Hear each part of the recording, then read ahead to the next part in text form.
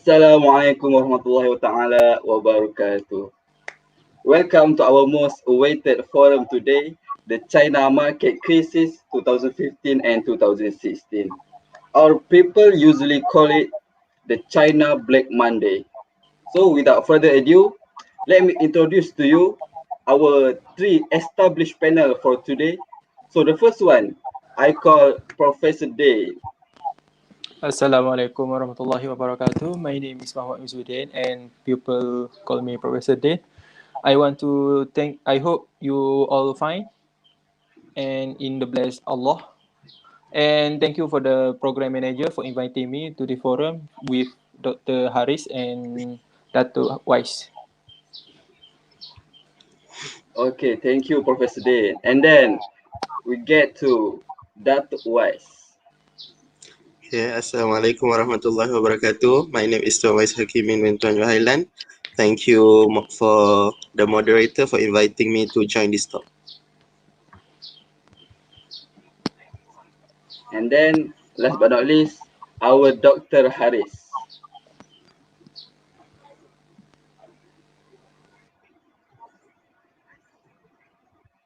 Doctor, Mike, Doctor.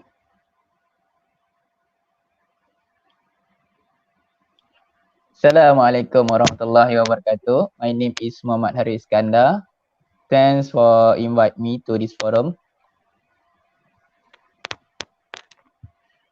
Okay, so without wasting any time, my first question is, what is the background or the originality of this China market crisis? So, can I ask Professor Dane to answer this first question? Bismillahirrahmanirrahim. Alhamdulillahirrabbilalamin wa bihi nasta'in wassalatu wassalamu ala asyrafil anbiya'i wal mursalin wa ala alihi wa sahbihi ajma'in.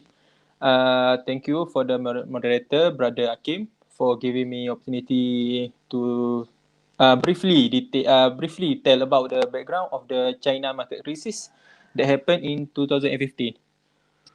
So first of all, I'm gonna to tell about the crash, the meaning of crash itself, or we can call it as market bubble or bubble burst.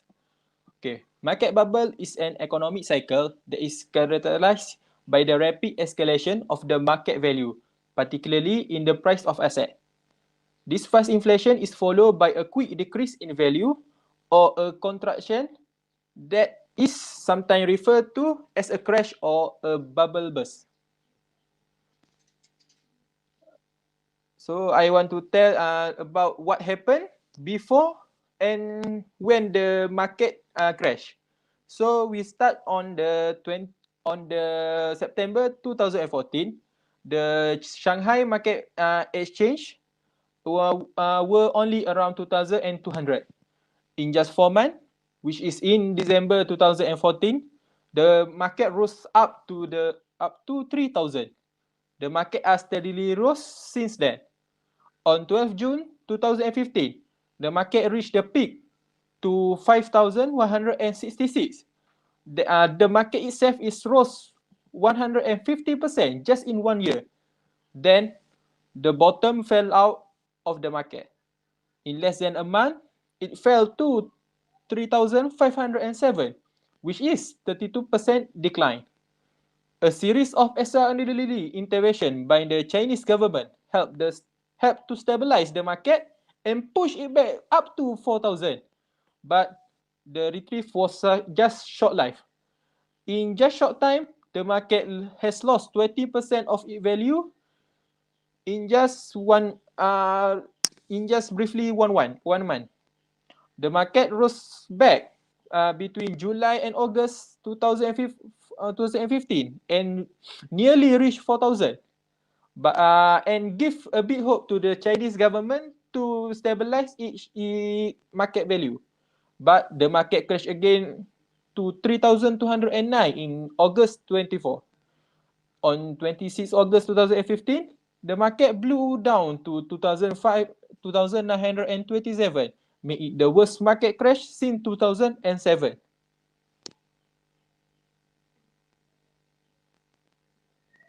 Okay.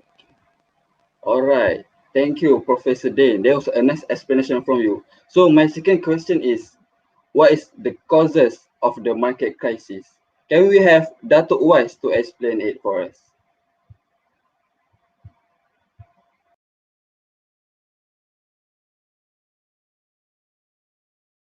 Dato' the mic.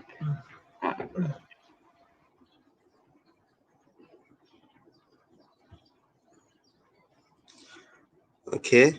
Assalamualaikum warahmatullahi wabarakatuh. There is one renowned general reason for any stock market crash, which is what goes up must come down. Although the little specific is varied under different circumstances, in the case of China, the Shanghai stock market rose up to 150% in the last 12 months. Eventually, the bubble had to pop. Beginning June 2015, a third of the value of A shares on the Shanghai Stock Exchange was lost within 1 month. There are three different causes that are highlighted in this talk. The first one is the investor itself. In between June 2014 and May 2015, there are more than 40 million new stock accounts that were opened. Usually, major stock markets were dominated by professional money managers. However, in the case of China, at that time, there were around 85%, which are small retail investors, and most of them didn't even graduate from high school, which means they have only little knowledge in the stock market.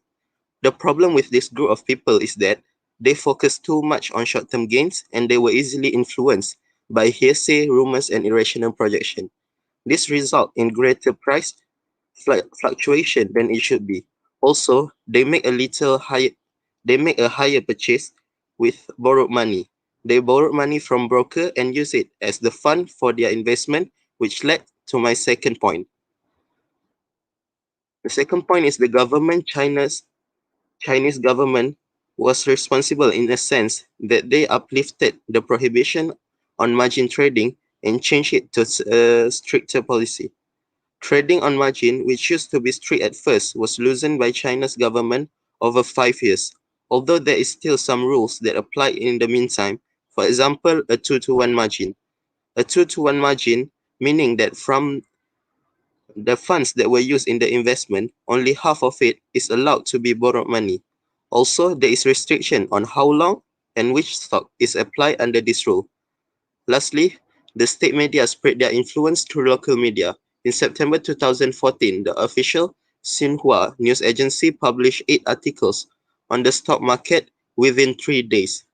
And in March 2015, the CCP's mouthpiece, People Daily, issued a 3-article series, which is a share vitality is part of a slow bull expected to challenge 4,000.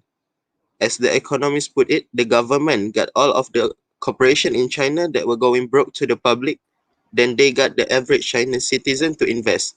And the last one, officials are seen to have promised the population a bull market only to lure them into a bear trap. That's all from me. Thank you. Okay, thank you, Dato' Uwais. So Yeah. I want to add up something. So what's the causes of the market crash? So a stock market crash is a sudden and significant drop in the value of stocks, which causes investors to sell their shares quickly. So when the value of stock goes down, so does their price, and the end result is that people could lose a lot of money that they invested. So the effect from the China market crisis is it creates a state of domestic panic and crash of global economies. So we can see here the property market was also in downfall, and this added in pushing investors to huge stock market investment. So a lot of companies had used their stocks as loan collateral and had to halt trading. A company, an alcoholic beverage company, Burberry, they suffered from the crash and their stocks become devalued. So we can see from the graph, there is the Shanghai Stock Exchange, the B share. We have 2 share, A share and B share. So the B share is the stock market raised its peaks at the July 15, and then it drops considerably and rise gradually until the end of the March 2016. And then the market crash, it it show a contraction on the manufacturing purchase managers index. So what we can see here, there is comparison between the index between China and United States. The China is the blue bar and the United States is the line. We can see that China is below the United States stocks of exchange.